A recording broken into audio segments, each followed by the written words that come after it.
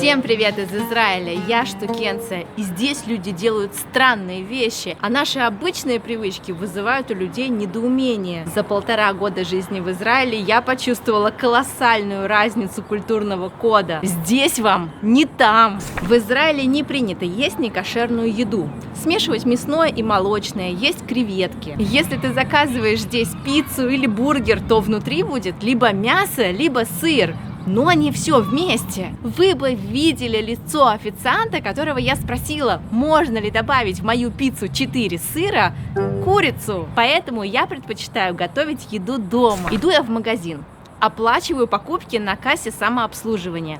Конечно же, сразу выбрасываю чек в мусорку и пытаюсь выйти из магазина. Но не тут-то было. Турникет не открывается и почему-то пищит, не пускает меня.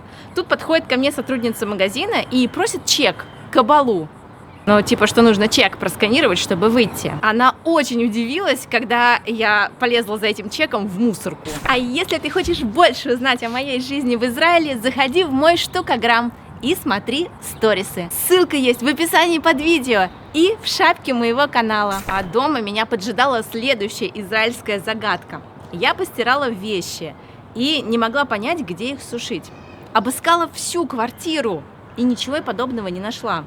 Я позвонила хозяйке нашей квартиры и спрашиваю, а где сушка для белья? Ну, она говорит, иди посмотри там в комнате, где стирка, там и сушка. Я пришла, смотрю в этой комнате, ничего похожего нет. Ну, в общем, я взяла мокрое белье и просто развесила на стульях у себя в комнате, в квартире. Когда наша хост пришла домой, она была просто в шоке. Оказалось, что в Израиле белье сушат за окном, на специальных бельевых веревках, которые растянуты на улице. Ну, или в сушильной машине, если она у вас есть. В общем, в Израиле не принято развешивать белье мокрое внутри дома. Мы доделали все домашние дела и с моим парнем решили вечером прогуляться по Израилю. Идем, держимся за ручку, гуляем, и нам навстречу идет местный дедушка. И тут он говорит коронную фразу, которую мы уже не один раз слышали. А чего это ты ее за руку держишь? Боишься, что она убежит, что ли? И смеется. И тут мы обратили внимание, что кроме нас вокруг никто за ручку не ходит. Ну, как-то здесь не принято, что ли. Вообще интересная вещь, что в Израиле, как и в Нидерландах, несмотря на всю репутацию таких либеральных стран, здесь люди достаточно консервативные. И на улицах как-то не принято выражать чувства друг к другу и даже держаться за руки. А еще одна странность в Израиле – это обращение друг к другу на «ты» и по имени. Люди разного возраста так обращаются друг к другу, потому что в иврите, как и в английском языке, просто отсутствует обращение на «вы». Но если мы говорим с кем-то здесь на русском языке, то люди даже обижаются, если ты обращаешься на «вы». Могут тебе сказать: «Ой, ну что ты душнишь?» Или «Давай по-нормальному общаться». Я не такой старый. Не знаю, мне все равно неловко как-то к незнакомым людям сразу обращаться по имени и на «ты». Поэтому, когда я здесь начинаю с кем-то разговор, я говорю по-английски. А главный прикол Израиля я увидела, когда записалась здесь к врачу.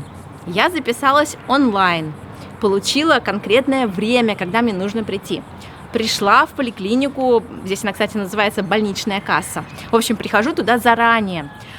Прихожу, беру талончик на свой номер, на свое время, сажусь перед кабинетом. Там еще сидит очень много людей, и большая часть из них вообще без всяких талончиков, без записи или записью вообще на какое-то другое время. И в кабинет все попадают по принципу «мне на секундочку только спросить». В итоге меня с моим талончиком вызвали только где-то минут через 40. Так что здесь очень важно обладать традиционным израильским качеством. Это хуцпа или наглость. Ну, в общем, пролезть без очереди здесь просто обожают. А я так как-то не очень умею, поэтому сижу и жду, когда уж позовут.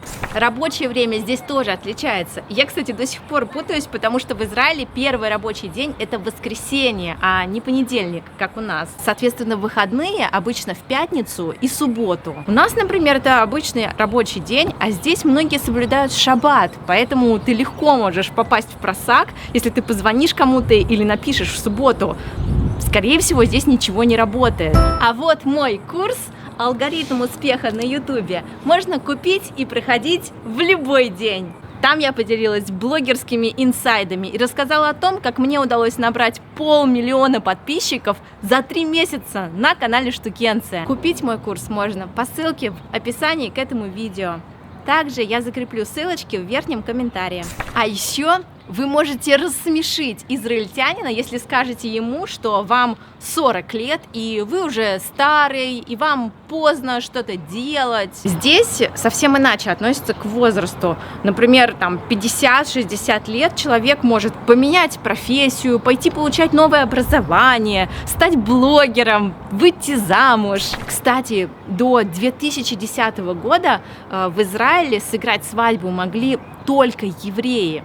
А все остальные, там, ты новый репатриант, например, хотел жениться или выйти замуж, нужно было уезжать в другую страну. И самое популярное направление, куда ездили люди, чтобы сыграть свадьбу, это был Кипр. А сейчас в Израиле есть 4 основных способа официально стать парой. Едуим бецибур – это сожительство без официальной регистрации брака. Брит азугиют – это гражданский брак для нерелигиозных людей. Есть еще нотариальный брак. Это если кто-то один из вас является евреем. Есть еще иностранный брак. Если вы приезжаете в Израиль и уже заключили брак где-то в другой стране. Это наш вариант, потому что мы сюда приехали уже женатыми. И просто на основании наших документов нас записали как муж и жена. А что для тебя странно в Израиле?